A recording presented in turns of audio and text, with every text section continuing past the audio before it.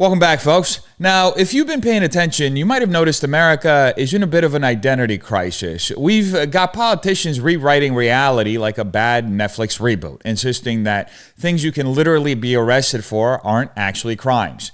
Thus enter Congresswoman Jasmine Crockett, boldly declaring that illegally entering into this country isn't illegal. That's right, folks. Straight from the party that wants to redefine biology, economics, and now apparently the dictionary. But don't worry, we're just getting started, because if you think this level of mental gymnastics ends at immigration, wait until you see what else the left is trying to convince you isn't real. So buckle up, because this one's going to be fun. It is not a criminal violation to enter the country illegally. It's not a criminal. It's a crime. It's not a crime, which is why they're so frustrated, because they really want our local law enforcement to go out and round up people when they could be looking out for the murderers and the sexual abusers as well as the robbers. They want them to go and round people up on civil accusations. Jasmine Crockett, in a truly impressive display of verbal gymnastics, wants you to believe that entering the country illegally isn't actually illegal. Now, she tries to smooth it over with word salad, saying it's not a criminal violation, but also somehow a crime, and then immediately walking that back again. Confused? Well, good. That's the point. This is the political equivalent of pay no attention to the man behind the curtain. Now, first, let's address the obvious issue here. Illegal entry into the United States is a crime, period. Title 8 U.S. Code 1325 explicitly states that unauthorized entry is a misdemeanor for first-time offenders and a felony for repeat offenses. That means, legally speaking, it's not just some casual paperwork mishap. It's an offense that carries consequences, including fines and jail time. Now, is it a civil violation too? Sure, in the sense that immigration cases also involve administrative proceedings, but that doesn't erase the fact that unauthorized entry is explicitly criminal. Now, let's get into the rhetorical trickery. What Crockett is doing here is a textbook false dichotomy, pretending that law enforcement must choose between going after violent criminals or enforcing immigration laws. This is ridiculous. Law enforcement officers are perfectly capable of tackling multiple issues at once. It's literally their job. It's like saying we should stop enforcing DUI laws because police should only focus on homicides.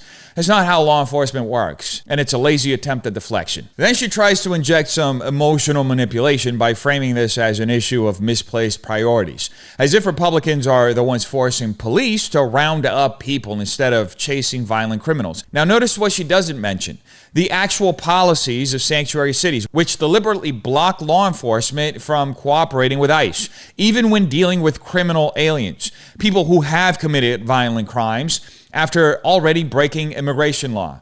These policies have repeatedly led to cases where dangerous offenders were released instead of deported, only to go on and commit further crimes. But let's take her argument at face value for a second. If she's so worried about cops being busy, wouldn't it make more sense to enforce immigration law at the border before people become local law enforcement's problem? Wouldn't that reduce the number of criminals in circulation? That's the logical conclusion, but instead, Democrats like Crockett want to ignore illegal entry entirely, then act shocked when crime spikes and the system gets overwhelmed. And let's not forget the real kicker here. This whole argument is a straw man. No one is asking beat cops to drop their murder investigations and start patrolling border crossings. Immigration enforcement is a federal responsibility, but thanks to Democrat policies, federal agencies are being blocked from doing their jobs. And now local law enforcement has to step in because the situation has spiraled out of control. That's not a Republican conspiracy. It's literally cause and effect. Bottom line, this is pure political sleight of hand. Crockett wants to redefine words, twist priorities, and gaslight the public into believing illegal entry is just a harmless oopsie-daisy, but the law is clear. The consequences are real, and no amount of verbal tap dancing is going to change any of that. And speaking of Texas sending their best, we got this situation over here. Hello, my name is Bridget Bandit, and I'm speaking in opposition to SB 18. I'm a born and raised Texan and full-time drag queen. Previously, I've worked with children throughout my life as a swim instructor, teaching summer art camps, hosting children's birthday parties, and volunteering in my church as a youth group leader. Today, I occasionally host drag queen story times. These kinds of events don't differ much from the kind of work I did before, yet this bill would impact my ability to work with children simply based on a subjective and ill-defined expectation of how I should look. Once again, we've got a performance, not just in the drag sense, but in the rhetorical sense. Bridget Bandit, a self-described full-time drag queen, is here to convince Texas lawmakers that SB 18, a bill aimed at protecting children from explicitly sexual performance, is somehow an attack on personal freedom and employment opportunities. But as with most political theater, the argument falls apart the second you take a closer look. Now let's kick it off by addressing the most obvious manipulation at play here, the false equivalence. Bandit claims that hosting drag queen story times is no different from previous jobs teaching swim lessons, art camps, and leading youth groups at church. Now, unless someone has redefined what drag means overnight, this is outright nonsense. Swim instructors don't perform exaggerated, hypersexualized routines as part of their lesson plans. Church youth leaders aren't lip-syncing in stilettos while shaking their hips in front of kids. The comparison is absurd on its face, and the fact that it's being made at all shows how little respect Bandit has for his audience's intelligence. But let's move past that and address the bill itself. SB 18 is not banning drag. It is not stopping people from dressing however they want or performing for a willing audience. What it does is prevent minors from being exposed to sexually suggestive performances, something that up until 5 minutes ago was basic common sense. And yet Bandit is here pretending that this is some vague and ill-defined standard that will arbitrarily target drag performers. Funny, because last time I checked, courts have had no trouble defining what constitutes explicit content when it comes to restrictions on strip clubs, pornography, and indecent exposure laws. Why should drag shows that feature similar themes be treated differently just because someone slaps the word art on it? This is where the special pleading fallacy comes in. Bandit is essentially arguing that drag performers deserve a unique exemption from content-based restrictions that apply to every other form of entertainment. If a straight male entertainer in a wig and a dress started twerking in front of kids, would anyone be rushing to defend his right to educate them? Of course not. So why is there suddenly an exception when the label drag is attached? And here's another key detail Bandit conveniently leaves out. No one is stopping drag performances in general. If adults want to attend drag shows, have at it. I don't think anybody's going to have a problem with that. If parents want to bring their kids to a show that explicitly avoids sexualized themes, there's no law stopping them. But the reality is that many of these so-called family-friendly drag events have included men dressed in lingerie, simulated stripping, suggestive dancing, and outright inappropriate behavior in front of children. There's a reason Texas lawmakers felt the need to step in, and it's not because they have some vendetta against wigs and sequins. But the real kicker here is Bandit's victim narrative. The bill, according to him, would impact his ability to work with children. Pause. Why is that a bad thing? If a male teacher showed up to work in lingerie and started grinding on a desk, we wouldn't be debating whether the government had an obligation to let him express himself. Quotes. He'd be fired on the spot, and rightly so. The idea that a grown man has some inherent right to perform for children in a provocative way is not just bizarre, it's deeply concerning. So let's call this for what it is, a desperate attempt to reframe common sense child protection laws as an attack on personal freedom. But the reality is, if you're an adult performer who finds himself fighting for the right to expose children to sexually suggestive content, the problem isn't the law. The problem is you. Maybe you're kind of a groomer for having a problem with it.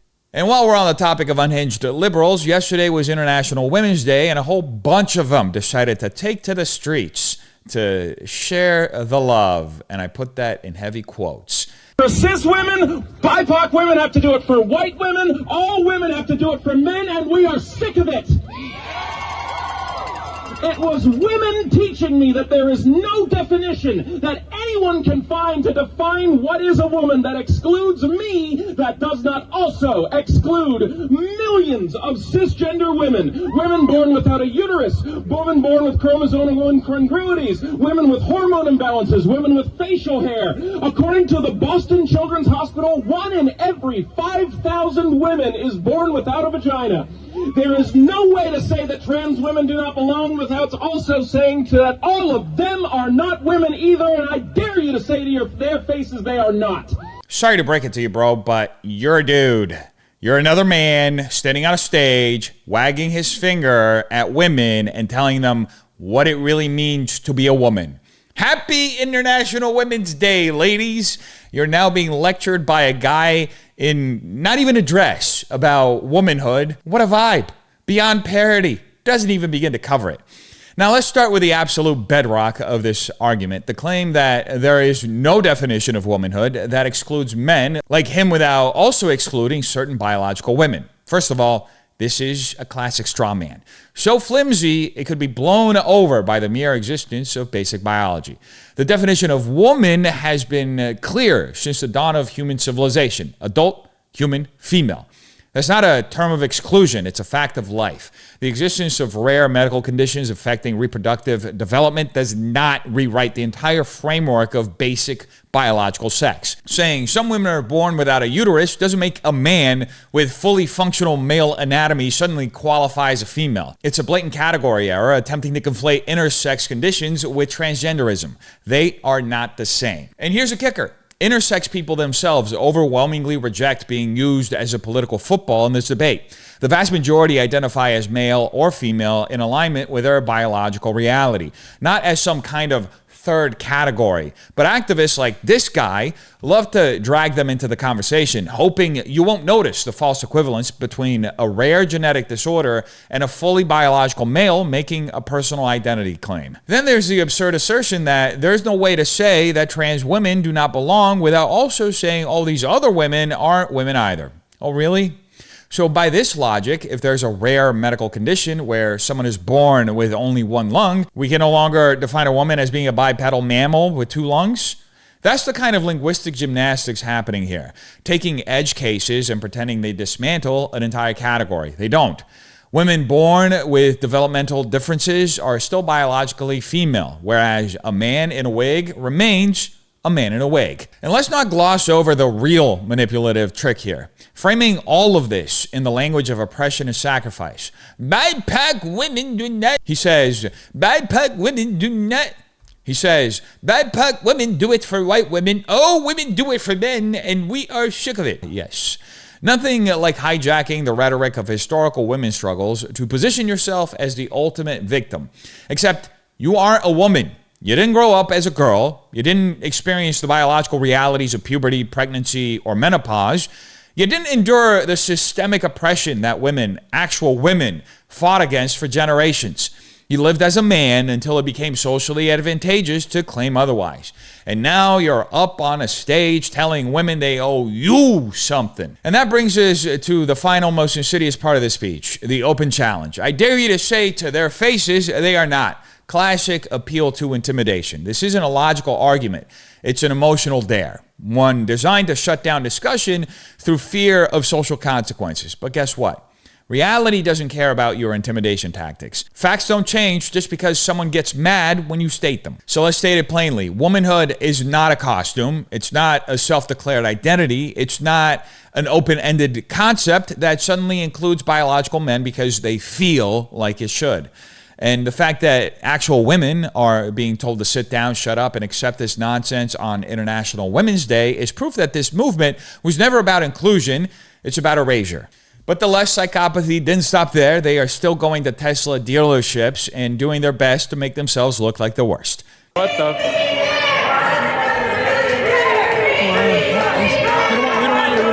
Wait, but what are they doing? What is this?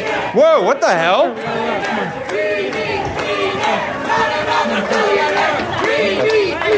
Wait, what is this? What the hell? What do we get a mouth on? Wait, what are you doing to this guy? My name's Frankie, and I'm getting arrested today protesting Elon Musk. Bought his way into office. He bought his way into heading a government agency. He bought his power at the expense of the American people, at the expense of our environment, at the expense of our world, and all of the people in it. Another day, another group of confused leftists throwing a tantrum in public and calling it a protest. This time, it's at another Tesla dealership because nothing screams sticking it to the system like harassing employees who have nothing to do with your delusions about Elon Musk. And of course, right on cue, we've got this activist, and I put that in quotes, named Frankie, offering up a word salad of anti-capitalist nonsense while getting hauled away by the police. Let's break down this absurdity piece by piece because, wow, it is rich. Let's start with the obvious question. What exactly is Frankie protesting? Because based on her own ramblings, even she doesn't seem to know. These people are so programmed to hate Elon Musk, they don't even need a reason. It's just an instinct at this point, like a Pavlovian response for activists with no real direction. But let's be generous. Let's pretend Frankie actually thought this one through. She claims Musk bought his way into office. Office? What office? Musk is not a government official. He's not a senator, a governor, a mayor, hell, he's not even a school board member. He's a private citizen running private companies. And he also runs Doge, which is basically like an advisory board for the president, informing him of reckless and wasteful spending. But this is yet another classic false premise. Frankie needs to make Musk sound like some corrupt politician to justify her tantrum. So she just invents a position that doesn't actually exist. Then she says Musk bought his way into heading a government agency. Again, outside of advising the president, Doge doesn't actually have any power. If this person had even the slightest idea of how our government works, they would understand that there are three, quote, equal branches of government that can balance each other out. And even if Trump writes executive orders, there's a limit to where those executive orders can go. Congress can challenge those orders, and the Supreme Court can hear challenges to those orders. So it's not like there aren't any checks and balances, and all of a sudden, Donald Trump is a dictator, and Elon Musk is the guy who's just pulling the strings. That's just objectively not reality. And that shows that this individual has a profound misunderstanding of how our government works and has basically been spoon-fed this propaganda that has caused them to fear the fact that Elon Musk is essentially exposing the bureaucracy and the institutionalized corruption in our government, which in essence makes Frankie the perfect example of a person who's been coaxed into working against their own interests, because I don't know a single person who can see how much money our government wastes and be like, oh yeah, I love paying for that. Next, we have the environmental angle. Ah, yes, the left suddenly cares about pollution again until you remind them that Tesla, the very company they're attacking, literally makes electric vehicles. You'd think climate activists would be thrilled about the mass production of vehicles that don't rely on gasoline. But no, because Elon Musk committed the one unpardonable offense. He stopped playing for their team. Once upon a time, Musk was a darling of the progressives. They cheered him on when Tesla was a symbol of the green revolution. They loved him when he was just another billionaire donating to Democrats. But the moment he started advocating for free speech and exposing leftist bias and their corruption in government, they turned on him like rabid dogs. And this is the real story here. It's not about Tesla. It's not about the environment. It's not even about capitalism. It's about power. The modern left only supports billionaires who play by their rules. Jeff Bezos can exploit workers at Amazon all day long. No protests. Apple can use Chinese slave labor to make iPhones. Crickets. Bill Gates can buy up farmland and push bizarre population control theories. Totally fine. But the second Elon Musk stops parroting the left's talking points, he becomes enemy number one. And here's the irony. This protest is happening in New York City, where Tesla locations already struggle thanks to state laws that limit direct-to-consumer car sales. Laws that, by the way, were lobbied for by traditional car dealerships, not Musk. But instead of protesting the politicians who rigged the system, these morons are attacking the one company actually trying to innovate. Brilliant strategy. So let's ask the real question here. Will any Democrat condemn this? Because we all know the answer.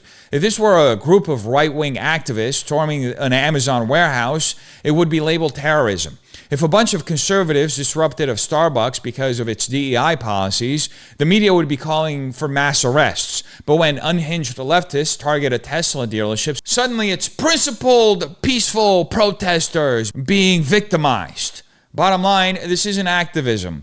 It's just another example of the left eating itself alive. Because when you don't have real principles, all you're left with is blind tribal rage.